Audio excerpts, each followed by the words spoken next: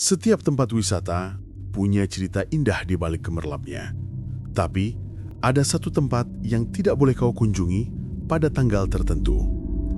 Sebuah kolam renang yang selalu ramai, tapi setiap tahun selalu ada satu pengunjung yang pulang tanpa jejak.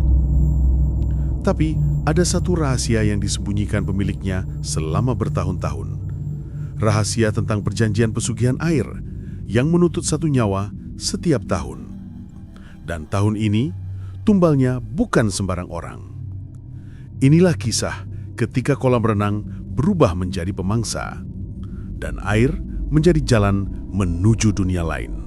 Kolam renang Aqua Tirta Raya selalu ramai setiap akhir pekan. Enya Journey, bersih, bahkan terasa sejuk berbeda dari kolam-kolam renang lainnya. Orang-orang menyebutnya kolam paling nyaman di kota. Tidak ada yang tahu bahwa di balik kenyamanan itu ada sesuatu yang jauh lebih gelap. Rayhan, remaja 17 tahun yang bekerja paruh waktu sebagai petugas kebersihan, sudah 3 bulan bekerja. Selama itu pula, ia melihat hal-hal aneh yang sulit dijelaskan setiap mendekati bulan Juni. Bosnya, Pak Damar, selalu tampak gelisah. Ia sering berdiri di tepi kolam sambil menatap permukaan air lama sekali, seolah menunggu sesuatu muncul. Rayhan pernah bertanya secara bercanda, "Pak, lagi nunggu ikan muncul ya?" Pak Damar hanya menoleh sekilas. Wajahnya pucat. "Jangan bercanda soal air," jawabnya dingin. Sejak itu Rayhan tak pernah bertanya lagi. Hari itu, kolam sangat ramai. Ada banyak keluarga datang, termasuk seorang ibu dengan anak laki-laki berusia sekitar 4 tahun bernama Viko. Bocah itu tampak ceria, berlarian ke sana kemari sambil membawa pelampung bentuk bebek. Menjelang sore, suasana yang tadinya ramai berubah panik. Si ibu berteriak histeris, "Viko, Viko!" Rayhan langsung lari ke pinggir kolam. Beberapa pengunjung ikut membantu mencari. Mereka menyelam berulang kali, memeriksa kolam kecil, kolam anak, ruang bilas tidak ada. Pelampung bebeknya saja yang mengambang pelan, seakan ditinggal tiba-tiba. Dan anehnya, tidak ada cipratan air, tidak ada suara jatuh, tidak ada tanda-tanda. Ia tenggelam. Polisi datang. Kolam ditutup untuk sementara. Tapi setelah penyelidikan singkat, kasus dihentikan karena tidak cukup bukti. Seolah-olah bocah itu menghilang begitu saja ke udara. Rayhan duduk termenung malam itu, melihat pelampung bebek di ruang penjaga. Aneh, kok bisa hilang begitu? Ia merasa ada yang sangat salah. Malamnya, setelah semua pulang, Rayhan diminta Pak Damar membersihkan ruang CCTV. Saat itu, ia melihat layar monitor menampilkan rekaman jam-jam terakhir. Sebelum bocah itu hilang, Rayhan hampir memutar rekamannya. Tiba-tiba Pak Damar masuk. "Jangan, itu rekaman rusak," katanya cepat. Ia berdiri terlalu dekat, membuat Rayhan mundur canggung. Rayhan ragu. "Tapi Pak, sepertinya bisa diputar." Pak Damar menatapnya lekat-lekat. "Ryan, yang perlu kamu lakukan hanya bekerja, bukan mencampuri hal yang bukan urusanmu." Nada suaranya datar tapi tajam, membuat bulu kuduk Rayhan berdiri. Tapi ketika Pak Damar pergi, Rayhan kembali menghadap layar. Ia coba memutar rekaman itu diam-diam, dan tepat ketika ia menekan tombol play, video itu menghilang sendiri. Bukan arah. Seluruh folder rekaman jam itu seolah dihapus dalam sekejap. Ryan mondar. Tangan bergetar. Apa-apaan ini? Lampu ruangan CCTV tiba-tiba berkedip 3 kali. Ia pun langsung keluar ketika sedang mengumpulkan perkakas di pinggir kolam yang sudah tutup. Rayhan mendengar suara air bergerak pelan, seperti ada seseorang meraba permukaan air dari bawah, padahal kolam seharusnya tidak ada siapapun. Rayhan mendekat. "Siapa di situ?" Tidak ada respon. Lalu terdengar suara kecil seperti bisikan. "Tolong!" Rayhan membeku. Itu suara anak kecil. Sangat jelas keluar dari dalam air yang tenang. Ia melangkah mundur. Air kolam kembali diam, seolah tidak pernah terjadi apa-apa. Dalam ketakutan, Rayhan langsung lari meninggalkan area kolam tanpa menoleh lagi. Keesokan harinya, Pak Damar memanggil Rayhan ke ruangannya. "Mulai bulan ini, kamu saya jadwalkan shift malam, sendirian." Rayhan terkejut. "Loh, kenapa saya sendiri, Pak?" Pak Damar menatapnya tajam. "Kamu anak yang patuh, bukan? Saya butuh orang yang bisa dipercaya berada di sini saat sepi." Rayhan gelisah. "Tapi Pak, Setelah kejadian kemarin, tidak ada yang hilang, potong Pak Damar. Anak itu mungkin keluar lewat pagar. Polisi saja sepakat. Rayhan menunduk. Ada sesuatu yang tidak beres. Bosnya jelas berbohong. Saya butuh kamu tetap di sini. Lanjutnya, apapun yang terjadi, jangan tinggalkan area kolam malam-malam. Itu perintah. Rayhan diam. Baik, Pak. Tanpa disadari, ia baru saja masuk lebih dalam lingkaran gelap yang telah menelan banyak nyawa. Malam pertama shift baru, kolam sudah ditutup. Lampu-lampu redup. Semua area sepi. Rayhan menyapu lantai sambil melirik ke air berkali-kali. Dan pada jam 0:17, ia melihat sesuatu muncul di tengah kolam. Gelembung besar. Lalu permukaan air naik. Turun seperti seseorang berusaha naik ke permukaan tapi gagal. Rayhan menatap tanpa berkedip. Tiba-tiba, sosok kecil muncul. Hanya seperti anak kecil yang terjebak di dalam air, Rayhan langsung memegang bibir kolam. Tapi saat ia akan menolong, kepala itu tersenyum. Lalu, dalam sekejap, lenyap. Air menjadi tenang kembali. Rayhan mundur, disertai napas tercekat. Ini bukan mimpi. Dan di saat yang sama dari Keyohan, ia mendengar suara langkah kaki. Pelan, tapi teratur, menuju arah kolam. Rayhan tidak berani menoleh sampai suara itu berhenti tepat di belakangnya. Rayhan, suara itu berat, lembut, tapi bukan manusia. Rayhan memejamkan mata, dan saat ia menoleh, ruangan sudah kosong. Tidak ada siapapun, hanya udara dingin dan bau amis. Air yang menusuk. Rayhan jatuh terduduk. Malam belum berakhir, dan ia tahu ada yang sangat kelaparan di dalam kolam itu. Sejak malam itu, Rayhan tak bisa tidur nyenyak. Bayangan kepala bocah kecil yang muncul lalu menghilang masih terus terbayang di belakang kelopak matanya. Setiap kali ia mencoba memejamkan mata, ia seperti mendengar suara air berdesir memanggil namanya. Tapi ia butuh pekerjaan itu. Ia butuh uang untuk biaya sekolah dan membantu ibunya. Maka ia kembali bekerja malamnya. Meskipun hatinya gemetar, pukul 23:48, Rayhan memeriksa area kolam seorang diri. Angin malam masuk melalui ventilasi dan membuat air bergetar pelan. Tapi Rayhan tahu, itu bukan angin. Ia mendekat. Ada sesuatu di dasar kolam. Sebuah bayangan kecil yang berdiri mematung. Seperti seseorang berdiri di lantai kolam dan menatapnya dari bawah air. Rayhan menelan ludah. Jangan dekat-dekat, bisiknya pada dirinya sendiri. Tapi bayangan itu bergerak, perlahan mengangkat satu tangan. Seakan mengajak Rayhan turun ke bawah. Rayhan mundur 3 langkah, napasnya tercekat. Tiba-tiba, suara itu terdengar lagi. Rayhan, kesini. Suara anak kecil, jernih, mendengung lembut seperti datang dari dalam air. Rayhan memejamkan mata erat-erat. Tidak, kamu bukan manusia. Suara itu kembali, kali ini lebih dekat. Tolong aku. Dia menyakitiku. Rayhan membuka mata dengan cepat dan bayangan itu sudah tidak ada. Namun permukaan air perlahan menunjukkan sesuatu. Seperti pantulan wajah bocah yang menangis. Padahal tidak ada siapapun di tepi kolam selain Rayhan sendiri. Rayhan terhuyung mundur. Ini bukan halusinasi. Ini bukan bayangan. Ini pesan. Setelah memastikan kolam tenang, Rayhan berjalan menuju ruang karyawan untuk mengambil jaketnya. Namun ketika ia lewat di depan loker Pak Damar, ia melihat sesuatu. Loker itu terbuka sedikit. Padahal Pak Damar sangat tertib dan selalu mengunci rapat lokernya. Rasa penasaran mengalahkan rasa takut. Rayhan membuka loker itu perlahan dan ia langsung menutup mulutnya sendiri agar tidak berteriak. Di dalamnya terdapat segenggam rambut anak kecil yang diikat dengan tali merah foto-foto pengunjung kolam renang. Semuanya korban yang hilang buku kuning lusuh dengan sampul bertuliskan tumbal air dan sebuah gelang milik anak kecil. Milik Viko. Rayhan menahan napas lama sekali. Ya Tuhan, tangan Rayhan gemetar. Ia mengambil buku itu, tapi belum sempat membukanya. Kamu ngapain di situ? Suara berat itu membuat Rayhan melompat kaget. Pak Damar berdiri di ambang pintu. Wajahnya pucat. Mata merahnya terasa seperti menembus dada Rayhan. Rayhan berusaha tersenyum canggung. Saya cuma lewat, Pak. Lokernya kebuka. Saya pikir tutup. Suara Pak Damar dingin. Raihan buru-buru menutup loker itu.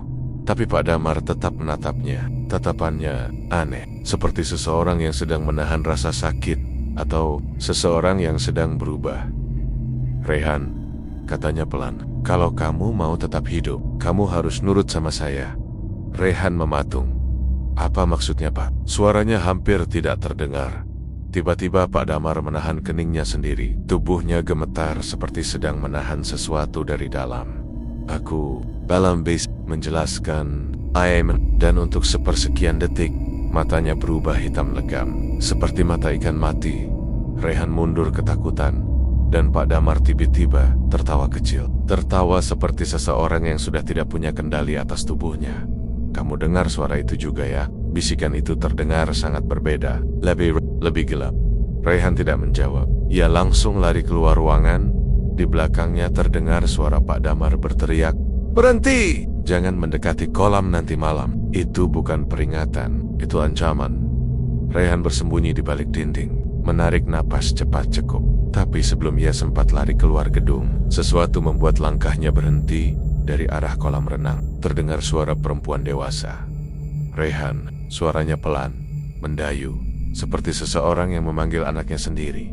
Raihan tahu ia harus kabur. Tapi suara itu begitu lembut, begitu menyayat, membuat kakinya tak bisa bergerak. "Raihan, tolong kami." Raihan melangkah perlahan menuju kolam lagi. Permukaan air tampak gelap, tidak biru seperti biasanya. Dan dari dasar air, muncul bekas tanggun tengen kecil yang menempel di lantai kolam. Bercahaya samar, seperti bayangan roh. Raihan gemetar hebat. Tangan-tangan itu naik perlahan ke permukaan. Dan saat Raihan hendak lari, air kolam menciprat tinggi, seolah seseorang menonjok dari bawah. Kemudian sebuah suara terdengar jelas. "Tumbal malam ini sudah dekat." Raihan berlari keluar gedung tanpa menoleh ke belakang. Nafasnya tersengal-sengal, tubuhnya gemetar, jantungnya serasa akan pecah. Saat sampai di luar gerbang, ia teringat sesuatu. Setiap tahun, satu pengunjung hilang. Setiap menjelang bulan Juni. Dan sekarang, bulan Juni masih 2 minggu lagi. Tapi air kolam sudah menagih. Berarti, tumbal tahun ini belum terpenuhi. Raihan memejamkan mata. Jika Pak Damar panik, jika suara-suara semakin jelas, jika hantu bocah itu muncul, itu artinya tumbal berikutnya sudah dipilih.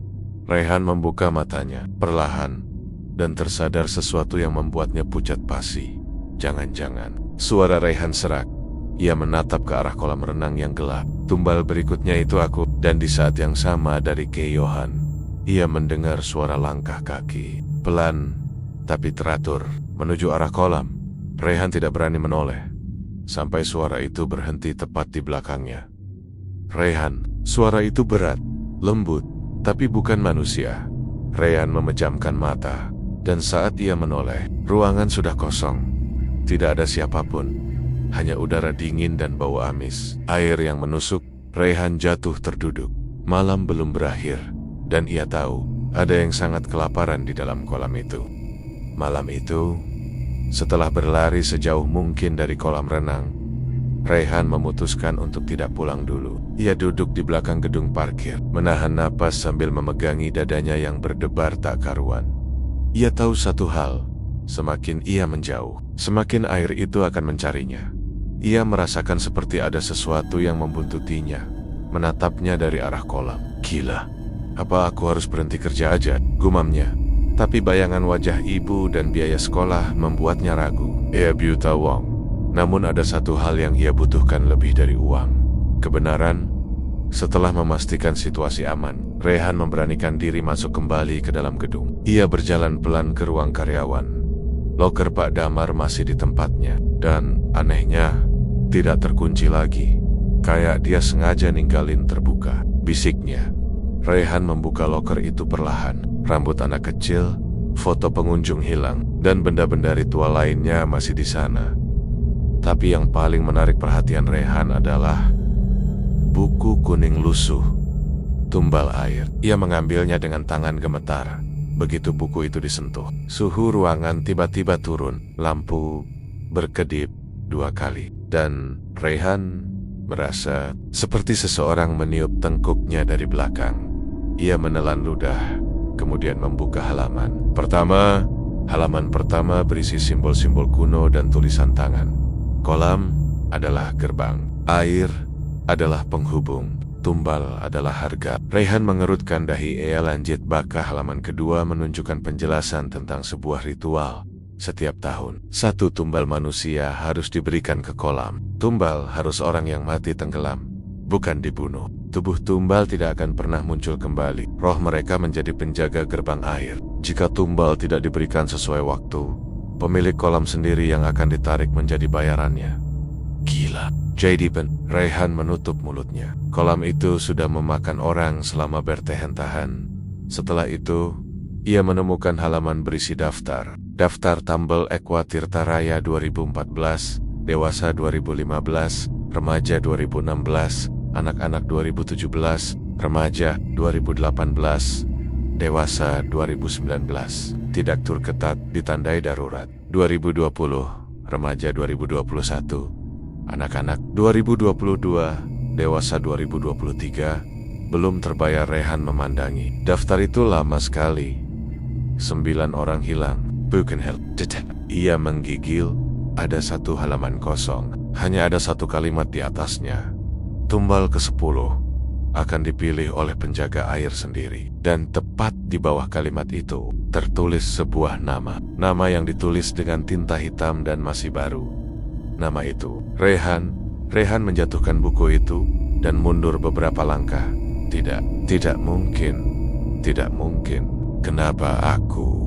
Tiba-tiba seluruh lampu ruangan padam, gelap total, dan dari dalam kegelapan terdengar suara air menetes, tetes, teets. Namun suara itu tidak berasal dari keran. Suara itu terasa seperti berasal dari langit-langit.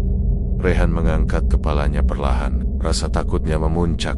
Sesuatu menetes ke pipinya. Ia menyentuhnya. Basah, tapi bukan air. Bau amis, bukan darah. Sebelum ia sempat memeriksa, lampu menyala lagi, dan Rayhan melihat genangan kecil air berdarah di lantai, mengalir dari arah kolam. Rayhan memaksa dirinya membaca halaman berikutnya. Ia harus tahu alasannya. Pada halaman penjelasan terakhir tertulis, tumbal terpilih adalah yang paling sering mendengar panggilan. Hanya mereka yang berhati bersih dan mudah tersentuh oleh roh yang bisa mendengar suara korban. Rayhan terdiam. Jadi, selama ini roh anak-anak itu muncul hanya kepadanya karena ia punya jiwa yang terhubung dengan air itu. Ia bisa mendengar mereka. Mereka memilihnya. Dan bagian paling mengerikan, mereka yang terpilih tidak bisa lari. Rayhan merasa kakinya lemas. Tapi kenapa aku? Kenapa bukan orang lain? Ia menunduk, lalu tersadar. Ia selalu membantu anak-anak hilang barang, menolong pengunjung, dan selalu ramah. Ia punya hati lembut, sementara pesugihan membutuhkan jiwa yang bersih. Jiwa paling mudah dipanggil air. Saat Rayhan tersandar di meja, mencoba mengatur napas, ia mendengar sesuatu. Suara kecil, pelan. Rayhan langsung terpaku. Itu suara bocah dari balik loker, tepat dari ruang kosong di bawah rak. Tolong aku. Rayhan mendekat perlahan, menunduk. Di bawah rak loker muncul sepasang mata kecil, mata biru pucat, mata Viko. Rayhan hampir jatuh saking terkejutnya. Tapi yang membuatnya tambah ngeri adalah wajah Viko terlihat pucat seperti mayat tenggelam. Kulitnya keriput karena terendam lama, rambutnya meneteskan air tanpa henti. Kak, selanjutnya giliran kakak. Rayhan mundur. Aku mau bantu kamu keluar dari sini, katanya terbata. Viko menggeleng. Kakak nggak bisa nolong, kakak cuma bisa gantiin. Tiba-tiba kedua mata Viko berubah hitam pekat, dan tangan-tangan pucat muncul dari bawah loker. Mencoba meraih kaki Rayhan, tiba-tiba seseorang menarik tubuh Rayhan kuat-kuat dari belakang. Rayhan menjerit, tapi ketika ia menoleh, Pak Damar. Nafasnya terengah-engah, matanya merah. Tapi kali ini bukan karena kesurupan, melainkan ketakutan. Rayhan, kenapa kamu buka berangkas tumbal itu? Rayhan bergetar. Pepak, saya cuma mau tahu. Kamu sudah dipilih. Kamu nggak boleh dekat kolam. kamu harus pulang sekarang. Pak, apa yang terjadi sama Viko? Apa Bapak? Saya nggak punya pilihan, teriak Pak Damar histeris. Air mata mengalir dari matanya. Kalau saya nggak kasih tumbal, kolam itu bakal makan keluarga saya. Rayonman tidak percaya. Pak Damar berlutut, tubuhnya gemetar seperti orang yang sudah pasrah mati. Tolong, jangan berada di sini malam ini. Suaranya retak. Saya nggak sanggup kalau harus lihat kamu ditarik masuk. Rayhan terdiam. Ia ingin marah. Ia ingin kabur. Tapi sebelum ia bisa menjawab, terdengar suara gelembung besar dari arah kolam. Kolam mulai bergejolak dan suara banyak anak-anak bergema, tumbal tahun ini. Sudah sayap, Rayhan dan Pak Damar menoleh ke arah yang sama. Kolam renang mulai memantulkan bayangan aneh. Bukan bayangan ruangan, bukan bayangan lampu, melainkan bayangan lautan hitam, dipenuhi teng-tengen pucat yang melambai ke arah mereka. Rayhan menelan ludah keras-keras. Ia baru sadar sesuatu. Air itu tidak hanya memanggilnya, air itu menginginkannya. Kolam di tengah ruangan itu tidak lagi terlihat seperti tempat renang biasa. Airnya hitam pekat, bergolak seperti lautan badai. Dan dari dalamnya, suara-suara anak kecil, remaja, hingga orang dewasa terdengar memanggil, Rayhan, ke sini, kami menunggu. Rayhan mundur sambil memegangi dada. Pak Damar berdiri di sampingnya. Tubuhnya gemetar hebat. Kolam sudah bangun, bisik Pak Damar. Tiba-tiba, BLU, sebuah gelembung besar pecah di permukaan. Kemudian, air kolam keluar sendiri. Ya, keluar, seperti ular hitam yang merayap keluar dari batas kolam. Rayhan menjerit, mundur cepat-cepat. Air itu bukan memercik, melainkan mengalir dengan tujuan, membentuk alur seperti lidah panjang yang menjulur ke arah kaki Rayhan. Pak Damar menariknya. Jangan biarkan airnya menyentuh kamu. Air itu semakin cepat menghampiri. Rayhan dan Pak Damar berlari keluar dari area kolam, tapi bangunan itu mengubah dirinya sendiri. Lampu padam, koridor memanjang, pintu-pintu berubah posisi. Rayhan memukul-mukul dinding. Ini bangunan, kenapa? Pak Damar menjawab dengan suara serak. Roh tumbal, mereka bisa memanipulasi ruang. Sekarang, kita ada di dalam wilayah mereka. Mereka berdua masuk ke ruang bilas untuk bersembunyi. Namun saat pintu tertutup, dinding-dinding ruangan mulai memanjang seperti karet ditarik. Keramik retak, lampu menyala mati seperti sekarat. Rayhan memeluk dirinya sendiri. Pak, ruangan ini kayak berubah, hidup. Pak Damar menutup mulut, berusaha tenang. Roh tumbal tidak ingin kita keluar. Mereka ingin kamu kembali ke kolam. Sebelum lewat tengah malam, dari ujung lorong, terdengar suara langkah kecil.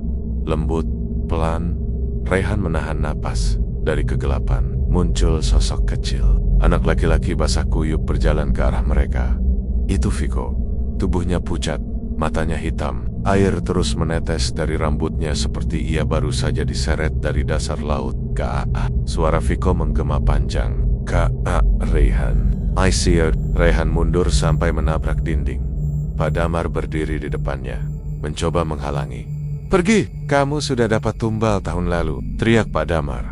Namun Viko hanya tersenyum. Senyum tipis dan memanjang seperti bukan manusia. Belum. Tujuan kami tahun ini beda. Viko melangkah maju.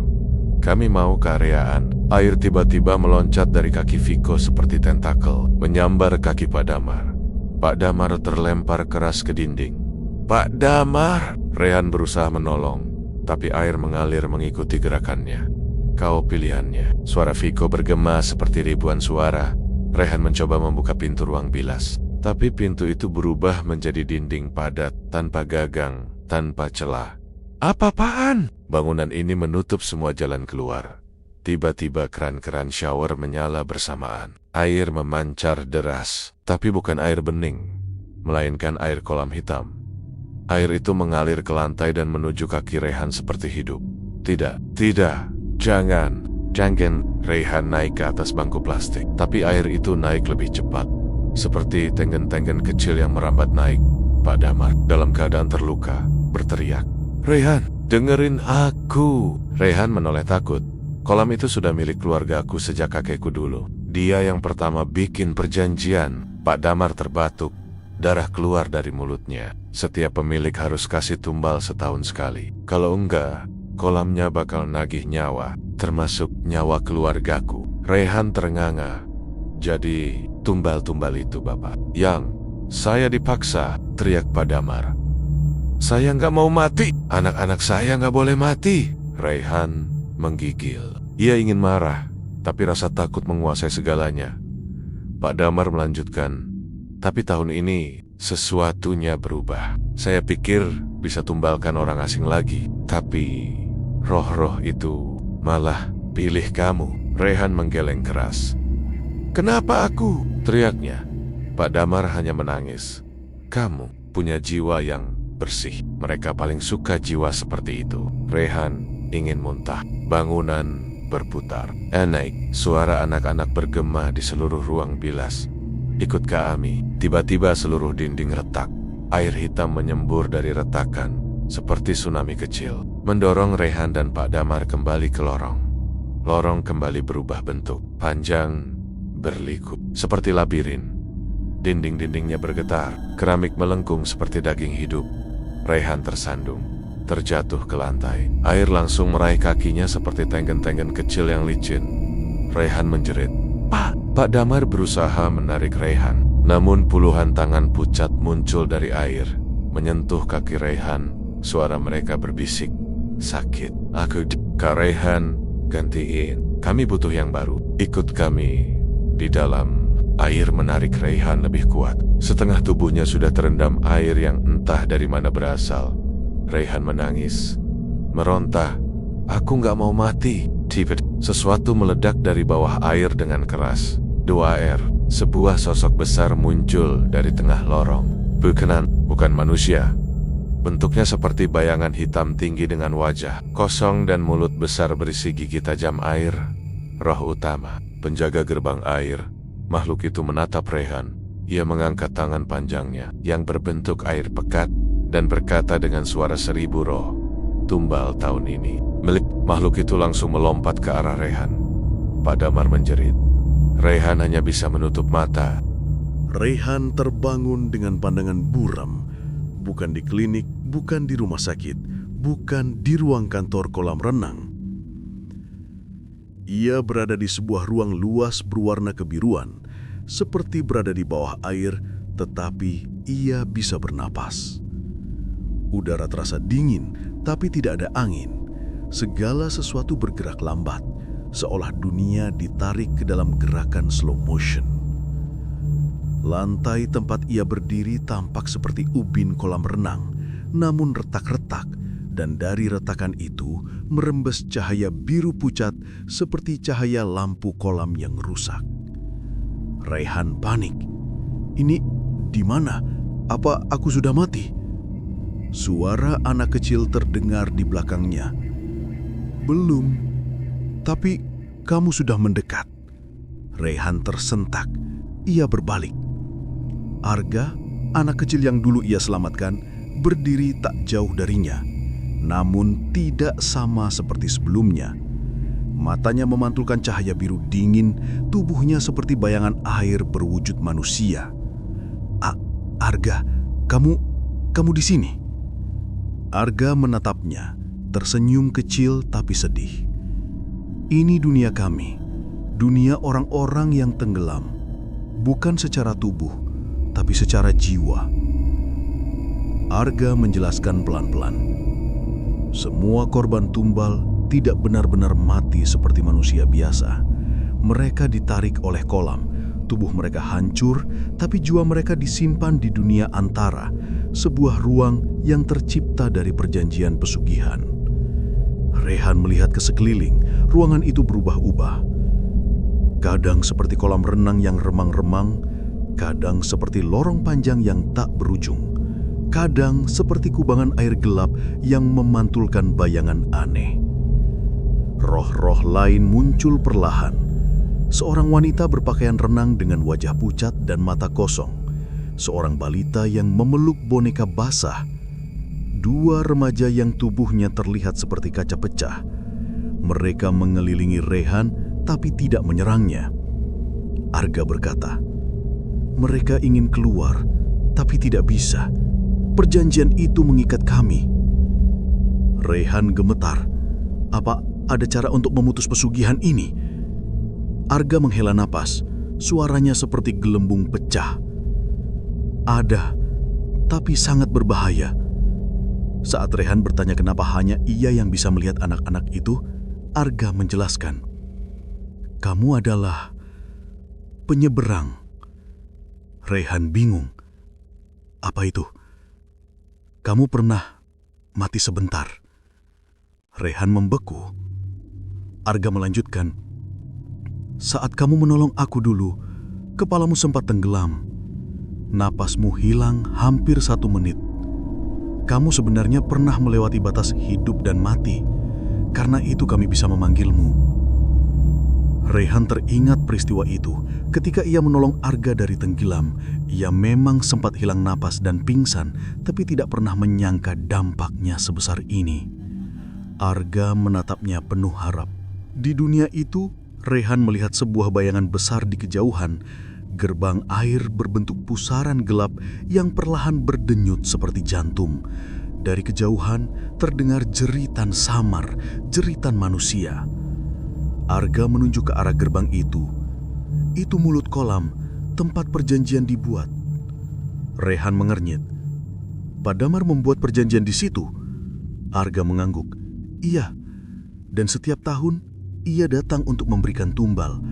Tapi ia tidak tahu bahwa setiap tumbal membuat gerbang semakin kuat dan semakin menuntut nyawa yang lebih besar. Rehan menelan ludah. Nyawa yang lebih besar. Arga menatapnya serius. Tahun ini, gerbang tidak lagi menginginkan pengunjung acak. Rehan merasakan sesuatu dingin merayap di punggungnya. Lalu ia bertanya, siapa yang diinginkan gerbang? Arga menjawab pelan, pemiliknya. Rehan terdiam, tapi Arga melanjutkan. Dan kalau pemiliknya melarikan diri? Arga menatapnya tepat di mata. Maka orang yang terakhir kali masuk ke dunia antara akan diambil sebagai gantinya. Rehan mundur 1 langkah. Apa maksudmu? Maksudmu aku? Arga tidak menjawab. Ia hanya menatap Rehan dengan campuran rasa kasihan dan ketakutan. Rehan memaksa diri tetap tenang. Ada cara kan? Tadi kamu bilang ada cara. Arga mengangguk. Ya, tapi sangat berbahaya.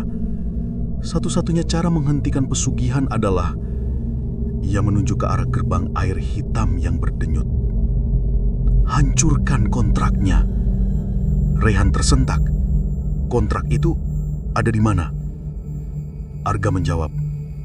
Di tengah pusaran itu, bentuknya buku. Buku yang kamu lihat di dunia nyata. Rehan teringat buku hitam kotor yang ia temukan di kantor. Kalau kontraknya dihancurkan? Arga jawab cepat, seolah ini kesempatan terakhir mereka. Semua roh tumbal akan bebas. Kolam akan kembali menjadi tempat biasa. Perjanjiannya akan berakhir. Rehan mengangguk. Tapi apa risikonya? Arga menatapnya dengan wajah yang tidak cocok untuk anak seusianya. Wajah penuh kesedihan dewasa yang terbakar. Yang menghancurkan buku itu harus membayar harga. Harga apa? Arga menunduk. Harga itu belum pernah ditentukan. Karena tidak ada yang pernah mencoba. Dari kejauhan, Rehan mendengar suara seperti air yang bergemuruh, namun bukan dari dunia antara, melainkan seperti datang dari dunia nyata. Arga panik. Waktunya hampir habis. Kolam di dunia nyata sedang membukakan pintunya. Kalau kamu tidak kembali sekarang, kamu akan terjebak di sini. Rehan melihat gerbang antara semakin membesar, cahaya biru bergoyang-goyang seperti gelambang pasang. Bagaimana aku kembali? Arga mencondongkan diri dan menarik tangan Rehan. Kamu harus bangun, Rehan. Bangun sebelum air menutup lagi. Suara dunia nyata terdengar semakin keras, jeritan orang, suara air, dan suara Pak Damar yang berteriak memanggil nama Rehan. Arga berbisik cepat. Kamu harus kembali dulu, hancurkan kontraknya di dunia nyata, atau dunia ini akan menelanmu selamanya. Rehan menutup mata, dunia antara mulai runtuh, ubin-ubin retak, dan air hitam mengalir dari langit seperti hujan terbalik. Arga berteriak, "Bangun Rehan!" Rehan membuka mata, napasnya tersengal-sengal. Ia terbaring di tepi kolam dalam keadaan basah kuyup, sementara Pak Damar memanggil-manggilnya dengan panik. Tapi sebelum Rehan bisa berdiri, kolam di belakang mereka bergejolak seperti sedang marah. Dan dari dalam permukaan air, bayangan tangan-tangan hitam mulai muncul, berusaha meraih siapapun yang berani mendekat. Rehan membisikkan kalimat pertama setelah kembali. "Kontraknya ada di buku itu. Kita harus menghancurkannya." Pak Damar memandangnya dengan mata ketakutan karena ia tahu Rehan sudah melihat sesuatu yang tidak seharusnya. Dan kolam itu sudah menanti, lapar, marah, dan ingin menagih. Air kolam bergemuruh, naik turun seperti ombak laut yang terperangkap di dalam ruang sempit. Rehan yang baru saja sadar langsung merayap mundur. Pak Damar berdiri terpaku, wajahnya pucat seolah setengah hidup. Dari permukaan air, tangan-tangan hitam keluar satu persatu. Tangan kecil, tangan besar, tangan kurus, tangan retak penuh luka. Semua itu milik roh-roh tumbal yang kelaparan. Mereka tak lagi menunggu dipanggil, mereka memburu. Suara lirih dan serak bergema. "Tumbal, tumbal, bayar!" Pak Damar menjerit. "Tidak, aku masih punya waktu. Aku masih..." Tiba-tiba, satu tangan mencengkeram pergelangan kakinya. Pak Damar langsung jatuh terduduk dan berusaha menendang-nendang. Rehan berteriak, "Pak, lepas! Lari!" Ia menarik Pak Damar sekuat tenaga hingga tangan itu terputus seperti kabut yang pecah. Tapi air kembali memunculkan puluhan tangan lain, siap meraih. Tanpa pikir panjang, Rehan menarik tubuh Damar dan kabur menuju pintu keluar kolam. Di belakangnya, air memercik keras seperti ada sesuatu yang mengejar dari dalam kolam. Begitu mereka keluar dari gedung kolam renang, Pak Damar langsung terhuyung-huyung menuju mobilnya. "Rehan, aku harus pergi. Aku harus sembunyi. Kalau aku bisa lari jauh, pesugihan itu tidak akan menjangkauku." Rehan memotong. "Roh-roh tumbal itu tidak terikat tempat, Pak. Arga bilang kontrak tahun ini menagih nyawa Anda. Kalau Anda lari, dunia antara akan mengambil korban pengganti."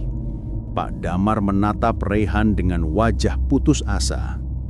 "Jadi, kalau aku kabur, kamu yang jadi gantinya?" Rehan terdiam. Arga sudah mengatakan itu, dan sekarang ia mendengarnya dari mulut pelakunya sendiri. Namun Pak Damar justru memutar tuduhnya, membuka pintu mobil, dan berkata dengan suara bergetar, "Maaf Rehan, aku tidak bisa mati." Ia masuk, menghidupkan mesin, dan melajukan mobilnya pergi meninggalkan Rehan di parkiran yang gelap dan berangin. Rehan mengepalkan tangan. Gila, dia benar-benar mau menyelamatkan diri sendiri. Dalam hitungan detik, sebuah suara berat dari arah kolam terdengar. "Pemilik hari ini harus dibayar." Kolam itu belum melepaskan mangsanya. Jika pemilik lari, yang paling dekat dengan kolam akan ditarik sebagai gantinya. Dan saat itu, Rehan berdiri paling dekat. Lampu-lampu taman di sekitar area kolam mulai satu persatu padam. Udara menjadi sangat dingin. Kabut tipis muncul dari tanah, merayap naik seperti asap. Rehan mundur perlahan. Jangan sekarang." Dari kabut itu muncul sosok-sosok yang reyot. Seorang wanita dengan rambut panjang basah menutupi wajah, anak kecil yang kakinya seperti patah, kakek-kakek kurus yang kulitnya terkelupas seperti lumpur. Mereka berjalan lambat, kepala mereka selalu menunduk, tetapi tangan mereka terulur ke arah Rayhan. Mereka berbisik bersamaan, "Tumbal, pengganti, pemilik." Rayhan lari. Ia tahu satu hal, jika ia tidak menghancurkan buku pesugihan malam ini juga, ia akan mati sebelum fajar. Rayhan menuju gedung utama dan masuk ke ruang kantor tempat ia pertama kali menemukan buku pesugihan itu. Gedung gelap, hanya diterangi cahaya bulan dari jendela. Nafasnya tersengal, seluruh tubuhnya dingin tapi berkeringat. Ia membuka lemari, kosong. Ia mencari di laci, kosong. Ia membongkar laci lain, kosong. "Jangan bilang bukunya hilang!" Saat itu, sebuah suara muncul dari belakang. "Kamu cari ini." Rayhan langsung berbalik. Di dekat pintu, berdiri seorang pria setengah bala, Pak Wicak, penjaga kebersihan yang bekerja shift malam. Ia memegang buku pesugihan itu di tangannya. Rayhan langsung mendekat. "Pak, itu buku penting. Saya harus menghancurkannya." Pak Wicak menatapnya dengan senyum yang menyeramkan. "Kamu pikir kamu satu-satunya yang tahu rahasia kolam ini?" Rayhan membeku. "Pak Damar bukan satu-satunya yang membuat perjanjian." Senyum Pak Wicak melebar, matanya memerah seperti air kolam yang menyala.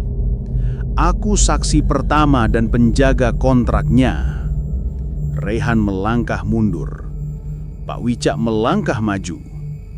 "Dan tugasku malam ini, memastikan Tumbal dibayar." Rayhan kabur. Pak Wicak mengejar dengan kecepatan yang tidak masuk akal untuk pria seusianya. Gedung kolam renang menjadi seperti labirint yang berubah bentuk. Pintu darurat menutup sendiri. Koridor memanjang. Tangga menghilang. Rayhan menyadari bangunan itu sudah dikendalikan oleh dunia antara. Ia berlari ke ruang ganti, bersembunyi di balik loker. Dari luar terdengar suara langkah kaki, pelan dan menyaret. Pak Wicak berkata, "Rayhan, kamu tidak bisa lari. Dunia antara menginginkanmu. Kamu tamu spesial malam ini." Rayhan menggigit bibirnya, mencoba bernapas tanpa suara. Tiba-tiba, loker di sampingnya terbuka sendiri, memantulkan suara keras. Pak Wicak langsung menoleh. Rayhan tidak punya pilihan. Ia menyambar gantungan besi dan memukul kepala Pak Wicak, lalu lari. Pak Wicak jatuh, namun tubuhnya langsung bergetar seperti air jatuh ke permukaan kolam.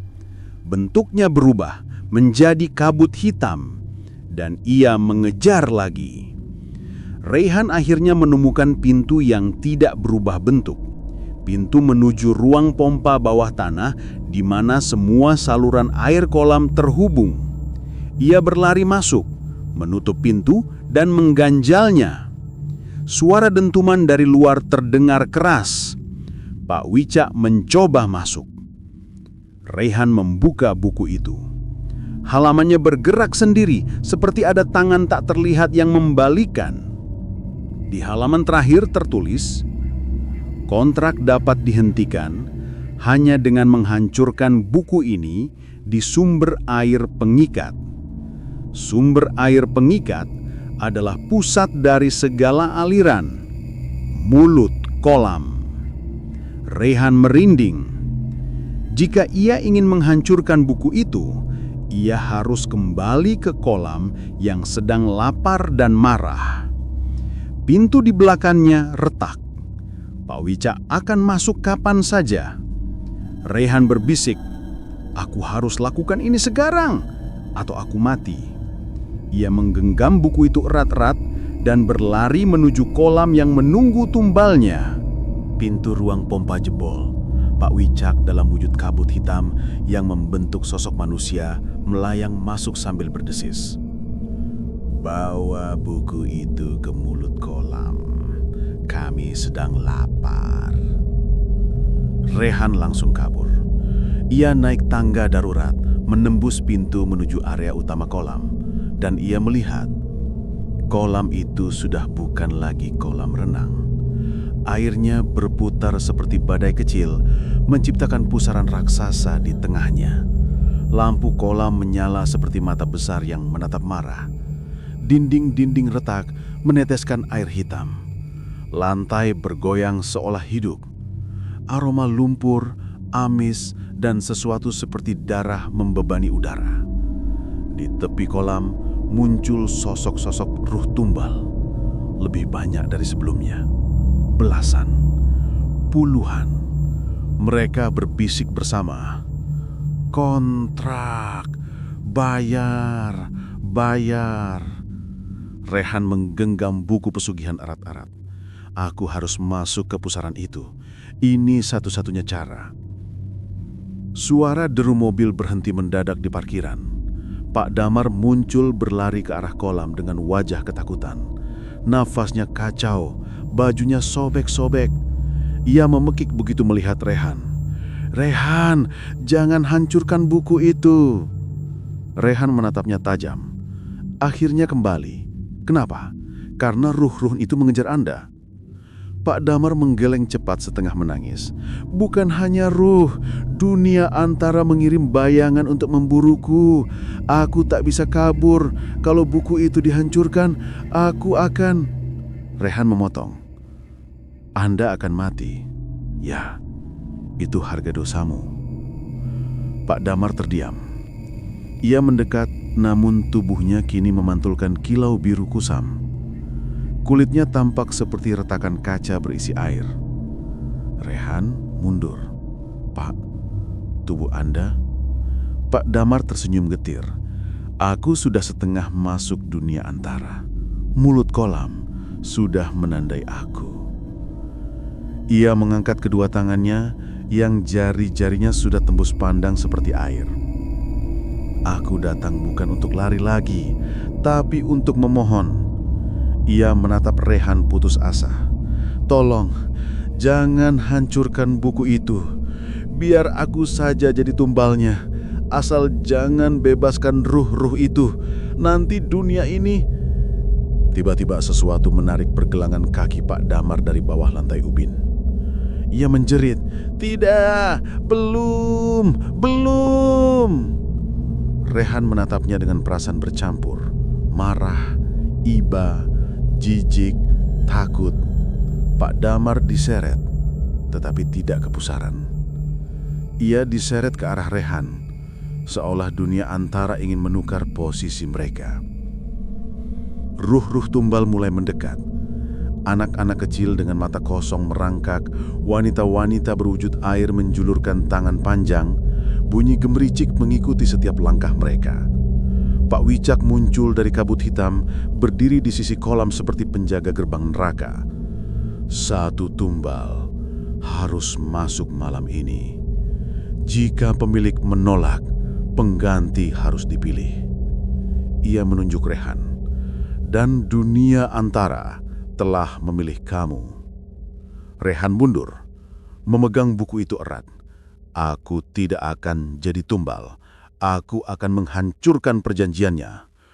Ruh-ruh tumbal meraung. "Hancurkan kontrak! Bebaskan kami! Bebaskan kami!" Mereka menyerang Pak Wicak. Ia berteriak marah. Tubuhnya berubah menjadi kabut tebal yang terbakar biru. Gedung bergetar. Air kolam meluap. Dunia antara dan dunia nyata mulai bercampur. Rehan tidak punya waktu lagi. Pusaran di tengah kolam membesar, seperti lubang raksasa yang membuka mulut. Di dasar pusaran itu, Rehan melihat buku yang sama persis, versi eterealnya, melayang seperti jantung yang berdenyut. Ini dia, pusatnya. Ia berlari. Pak Damar berteriak, "Rehan, jangan, kamu akan mati." Ruh-ruh tumbal berteriak, Bebaskan kami!" Pak Wicak berteriak. "Hentikan dia!" Rehan tetap berlari. Dengan satu tarikan napas panjang, ia melompat masuk ke pusaran. Dunia berputar. Air menekan tubuhnya dari segala arah. Kupingnya berdenging. Cahaya biru menusuk mata, namun ia terus menggenggam buku itu. Di tengah pusaran, wujud etereal buku pesugihan muncul. Buku itu terbuka sendiri, menampilkan halaman terakhir. Tumbal terakhir adalah penghancur kontrak. Rehan merinding. "Jadi, memang aku?"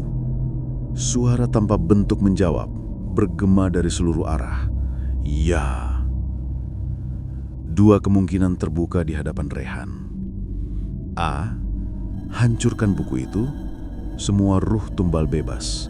Rehan mati. B. Jangan hancurkan buku. Ruh tetap terikat, Rehan selamat, kolam terus menagih nyawa. Suara Arga terdengar di kejauhan, berbisik lewat air. "Rehan, kamu satu-satunya yang bisa memutuskan, tapi ingat, kami ingin pulang." Rehan menutup mata. Ia merasakan dunia antara, merasakan penderitaan puluhan jiwa anak-anak, merasakan tangisan orang-orang yang hilang tanpa kuburan. Ia membuka mata. Kalau aku mati, setidaknya tidak ada yang mati lagi setelah ini. Rehan mengangkat buku itu. Pusaran mengamuk. Mulut kolam berteriak, suara seperti 1000 orang tenggelam. Pak Damar dari atas pusaran berjerit, "Kalau kamu mati, kamu ganti aku. Biar aku saja. Jangan!" Tapi sudah terlambat. Dengan seluruh tenaga, Rehan merobek buku itu. Cahaya menyala. Pusaran meledak.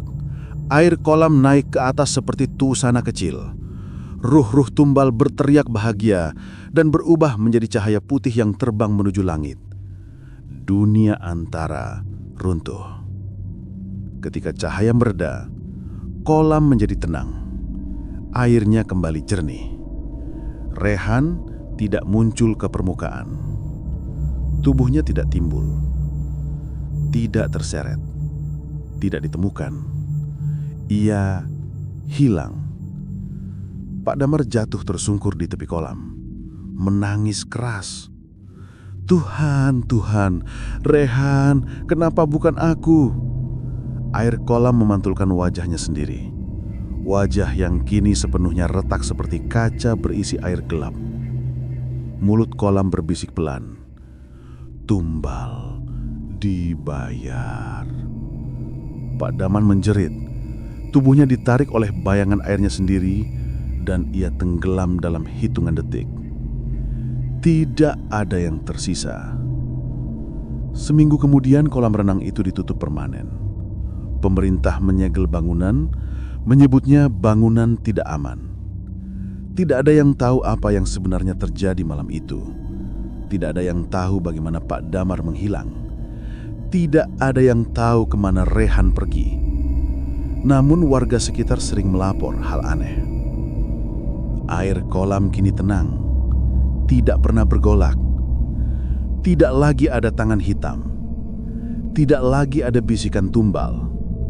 Dan beberapa orang melihat cahaya putih kecil muncul di permukaan air saat malam hari. Seperti anak-anak yang bermain sebentar, lalu pergi. Sebuah rumor pelan menyebar. Bahwa seorang pemuda bernama Rehan menyelamatkan semua jiwa yang hilang dengan mengorbankan dirinya sendiri. Dan di dalam air yang paling sunyi, jika seseorang benar-benar memperhatikan, ia bisa mendengar bisikan lembut.